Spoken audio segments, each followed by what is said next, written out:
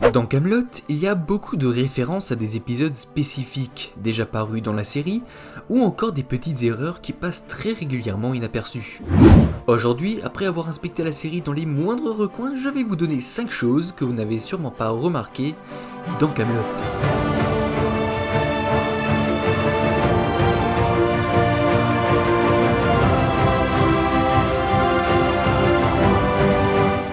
La bouche d'égout oubliée.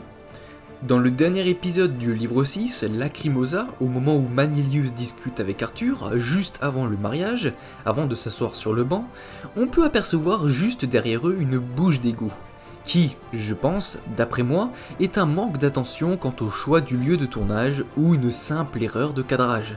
Mais d'après certaines personnes avec qui j'ai discuté sur un groupe Kaamelott sur l'application Amino, il s'agirait d'une construction romaine de cette époque et donc n'est pas une erreur, mais un choix qui s'explique historiquement. Dites-moi ce que vous en pensez en commentaire. La marionnette d'Arthur. La marionnette d'Arthur, qui fait sa première apparition dans l'épisode 83 du livre 2 Pupille, réapparaît à plusieurs reprises par la suite et plus principalement dans le livre 5. On peut l'apercevoir derrière Caradoc dans une chambre à la taverne, dans les mains de Méléagant dans la grotte de Lancelot. J'ai réussi à convaincre un marionnettiste de me céder le principal personnage de son spectacle. C'est la marionnette d'Arthur. Précisément, c'est la marionnette d'Arthur. Mais aussi, si vous regardez bien, vous pouvez apercevoir la scène des pupilles juste derrière Arthur et Guenièvre dans l'épisode 78 du livre 2, et aussi dans l'épisode 88 du même livre, juste derrière Grudu, Bohort et Arthur. Comme quoi, l'épisode Pupille est une référence à lui seul.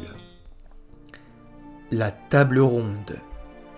Dans le troisième épisode du livre 3, la table de Brecane, il est bien précisé que personne ne doit manger sur la table ronde, ni y déposer de la nourriture, ni même y écrire.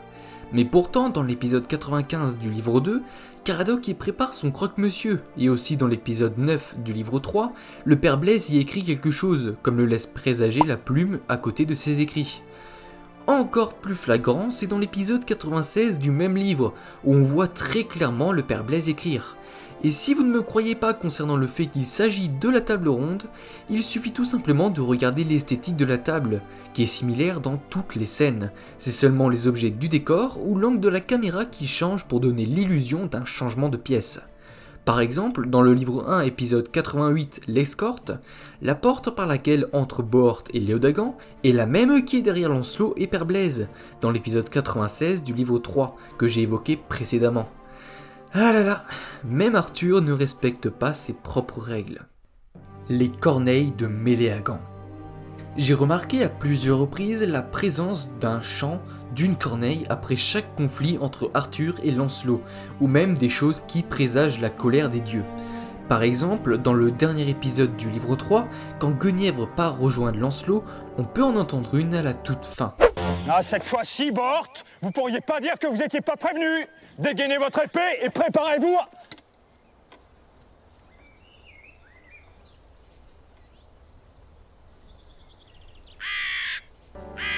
Et aussi à la fin de l'épisode L'ivresse 2 du livre 3.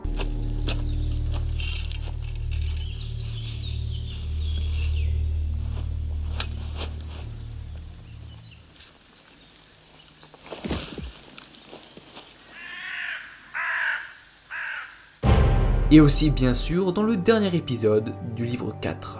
Juste un autre aplomb, une corneille est posée sur une branche. Dans quelques secondes, elle va s'envoler.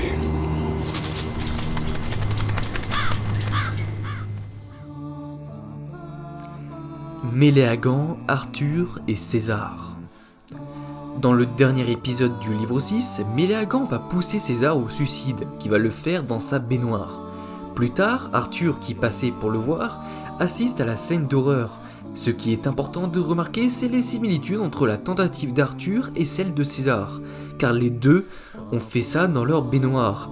De plus, Arthur, en passant à côté du corps de César, se tient le bras sur lequel il va s'entailler dans le livre 5 pour faire sa tentative. Je ne comprends pas pourquoi cette référence a été faite, car il s'agit d'un événement futur, et je ne pense pas qu'Arthur savait ce qu'il voulait faire plusieurs années plus tard. Soit Arthur voit le futur, soit c'est un simple clin d'œil qu'Alexandre Astier a voulu faire. Voilà, la vidéo touche à sa fin, j'espère qu'elle vous aura plu. Si vous aussi vous avez découvert des choses que vous pensez que peu de monde ont vu, partagez-le en commentaire, je me ferai une joie de vous lire. N'hésitez surtout pas à liker et à vous abonner sans oublier d'activer la cloche, de partager la vidéo à tous les autres fans de Kaamelott. Rejoignez-moi sur les réseaux sociaux, Twitter, Facebook, Instagram et le serveur Discord. Sur ce, on se retrouve la prochaine fois pour une nouvelle aventure arthurienne, ça va sans dire.